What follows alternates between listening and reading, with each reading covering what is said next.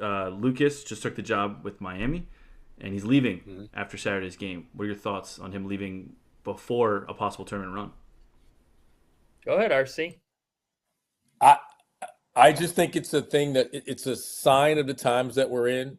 I understand it. My question was, will he regret not being a part of this if they go on a run, right? That we're expecting them to go to like to San Antonio and potentially win the national championship. And I understand why he had to do it. Like you got to take the job, but you're thinking about it. And th- think about the distraction that it is, even to Duke. Like in the midst of trying to win, because there's teams getting the tournament and you can have this, but we're talking about, and we all acknowledge, Duke has a legitimate chance of winning the national championship. And to have a coach that's vital in what they do, that's another reason why we talked about the Carolina game. I think about it, the distraction of this and what does that mean with him not being a part of it. But a coach leaving, and I understand he's got to get a staff. He's got so much get ready for recruiting and everything else because Miami's season ends. If Mm-hmm. Miami was playing in the ACC tournament, would that affect the decision to move forward this weekend or not, right? Not that they were making an NCAA tournament because they wouldn't be making a change. But if they were even in the ACC tournament, would this happen? It will be my question to you guys. I mean, like the way I look at it, again, you talked about it is a sign of the times. And the nature of it now is like these administrations, I think, understand that,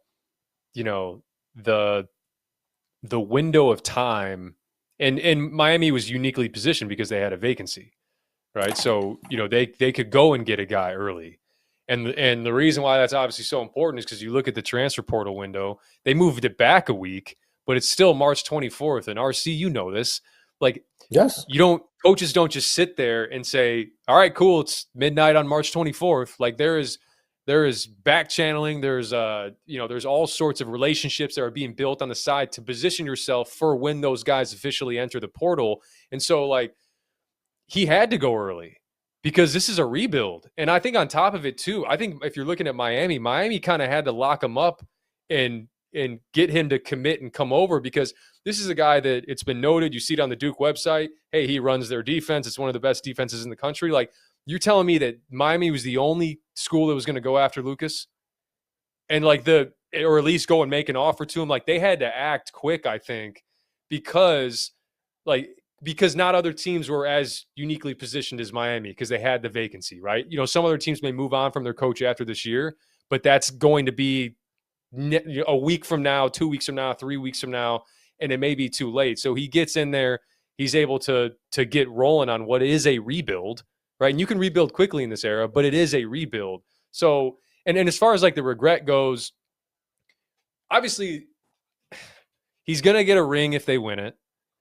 Like he's going to get all of that. I mean, you obviously want to be a part of it, but I do think that if you win it on April 7th, I mean, you're not saying regret from the standpoint of like, I shouldn't have taken the job. You're saying just waiting until after the season to go to Miami, right? Yes. No. And just being a part of if it's a championship run. That's all that I'm saying. I mean, I get as a head coach, he had to go. But not often are you in a position that he's in to be a part of a team winning a national championship is what I'm saying. Yeah. And there's not a lot of precedent. There's not a lot of precedent for it. No, there's nothing. And I only say that just from that standpoint because he's a young coach and it's having that will give him more credibility if he was part of something special at Duke. And then even as a staff member, like I said, he does run Duke defense that we say that's a lead and that's a big step. And it's a big part of, we don't know what that means. That the personnel doesn't change, but the adjustments, we don't know what responsibility he has defensively adjustment wise and what that may do to them. And will that change, Fanta? Well, right. Will that change how they play? But could the distraction have been hanging over them? And let's face it, guys, even if he continues on through March Madness, he's spending time every day thinking about how he's building things at Miami. It's a distraction for him. And it could have been a distraction for them. He was hired as the coach. And somebody said this to me last week. They were telling a story about a staff member on their staff. This is years ago.